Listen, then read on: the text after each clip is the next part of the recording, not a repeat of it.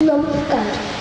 কবিগুরু রবীন্দ্রনাথ ঠাকুরের শিশু কাব্যগ্রন্থের কবিতা বীর পুরুষ। মনে করুন যেন বিদেশ ঘুরে মাকে নিয়ে যাচ্ছে অনেক দূরে। তুমি যাচ্ছ পালকিতে মাল চড়ে, দরজা দুটো একটু ফাঁক করে। আমি যাচ্ছি রামাপুরার পরে, তবু গিয়ে তোমার পাশে পাখি। রাস্তা থেকে ঘোড়ার ঘুরে ঘুরে রামাগুলোই মেঘ উড়িয়ে আসে। সূর্য গানে পাটে এলেন যেন জোড়া দিঘির মাঠে।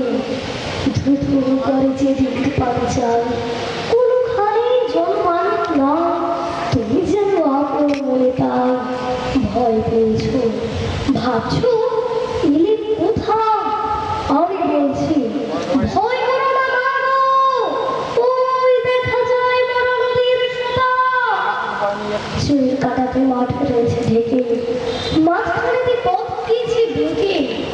গরু বাছুর নেই কোনোখানে, সন্ধে হতে গেছে পরের পারে। আমরা কোথায় যাচ্ছি কে তা জানে, অন্ধকারে দেখা যায় না ভালো। তুমি যেন বুঝলে আমায় দেখে দিঘির ধারে ওই যে কিসের আলো। এমন সময় ওই যে কারা আসতেছে ডাক ছড়ে। তুমি ভয়ে পালকিতে এক ছুড়ে ঠাকুর দেবতা স্মরণ করছো বলে। বেয়ারাগুলো পাখির কটা মনে পালকি ছড়ে কাছে থরো থরো।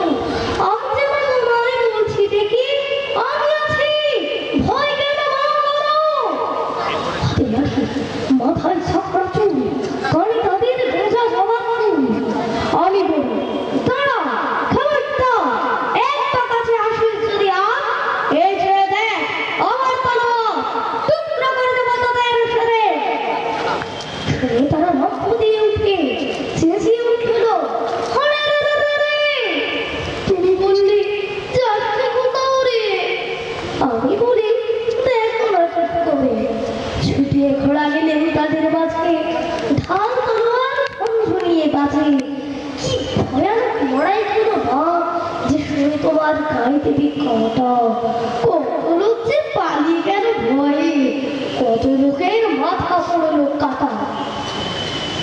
এত লোকের সঙ্গে লড়াই করে ভাবছো খোকা গেলেন বুঝি বলে।